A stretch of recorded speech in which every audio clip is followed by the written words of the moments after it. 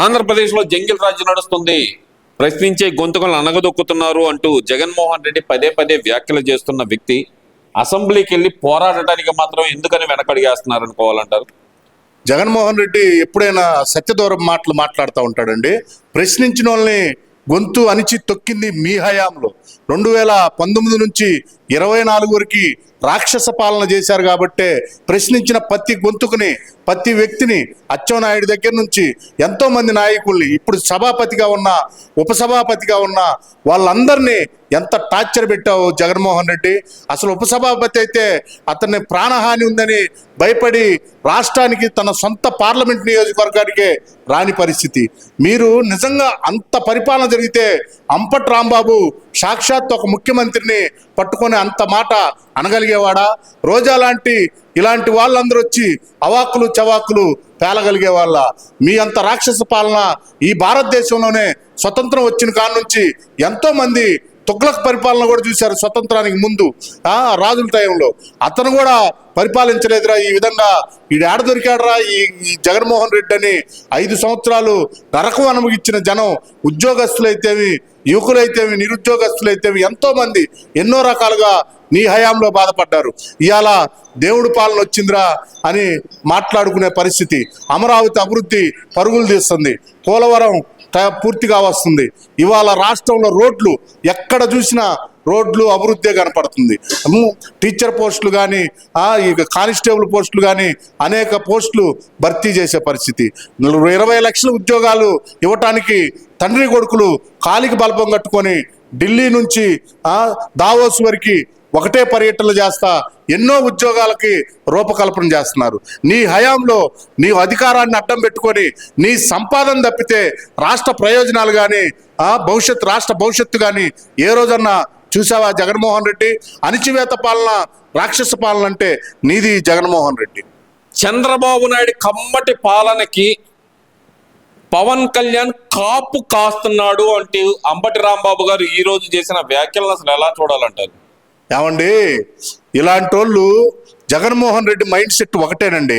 కులాలకి మతాలకి అడ్డుగోడ కట్టి గొడవలు పెట్టి రాష్ట్ర అభివృద్ధిని అడ్డుకోవటమే అతని ప్రధాన ఎజెండా.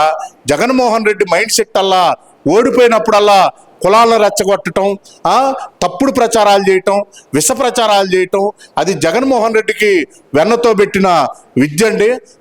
కాపు కాస్తుంది అంపట్ రాంబాబు. కనీసం అపాయింట్మెంట్ కూడా ఇవ్వడు అంపట్ రాంబాబుకి కానీ, ఇట్లాంటి వాళ్ళు కానీ.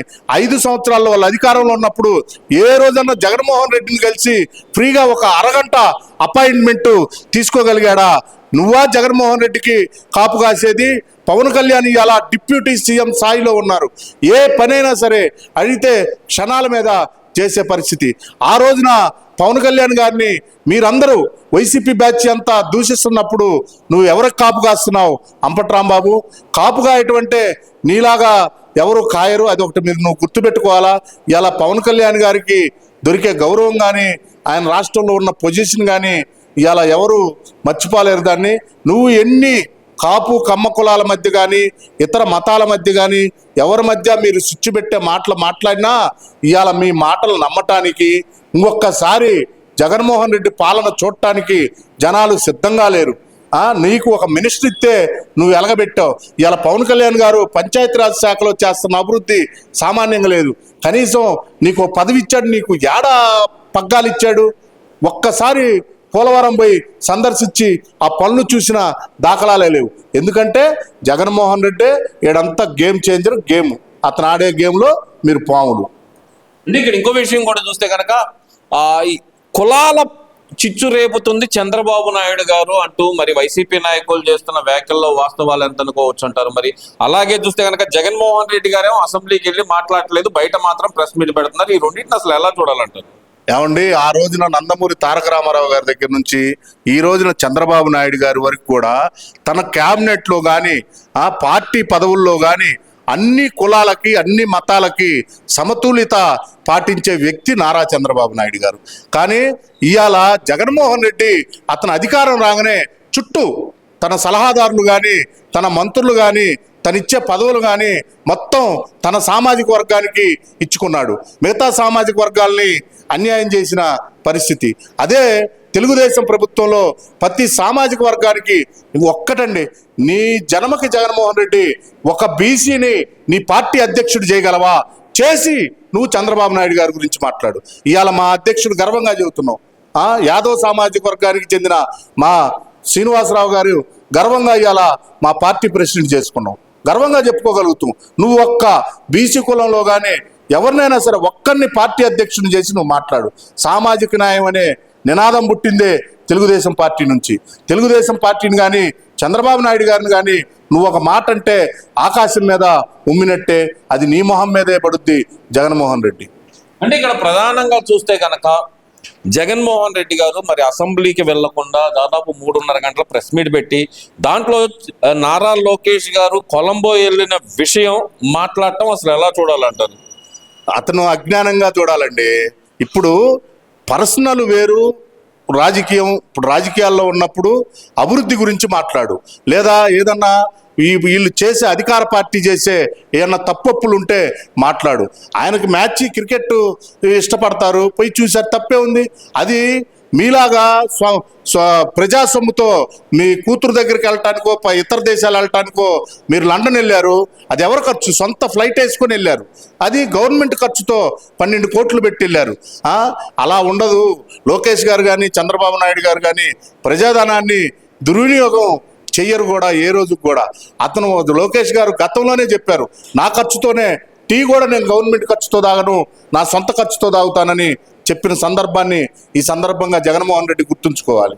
అంటే ఇక్కడ పదే పదే లోకేష్ గారిని టార్గెట్ చేయటం, మరీ ముఖ్యంగా చూస్తే కనుక లోకేష్ గారిని పవన్ కళ్యాణ్ గారిని డివైడ్ చేసే విధంగా మాట్లాడటం. గతంలో ఏదైతే కనుక విజయసాయి రెడ్డి గారు చెప్పారో కూటమిని చీల్చితే గానీ వైసీపీ గెలవదు అనే మాట ఏదైతే చెప్పారో దాన్ని అమలు చేస్తుంది అనుకోవచ్చు అంటారా వైఎస్ఆర్సీపీ నాయకులు? ఏమండి, గతంలో 2014 విజయసాయి రెడ్డి చెప్పింది 100% కరెక్ట్ అండి. 2014-19 మధ్యలో వాళ్ళు అదే చేశారు. ఇవాళ అర్థం చేసుకున్నారు జనసైనికులు కానీ, టీడీపీ కార్యకర్తలు కానీ, బీజేపీ కార్యకర్తలు కానీ 5 సంవత్సరాలు జగన్మోహన్ రెడ్డి పాలనలో నరకం అనుభవించారు. ఇంకొకసారి రాష్ట్ర ప్రజలు కూడా నరకం అనుభవించారు 5 ఏళ్లలో.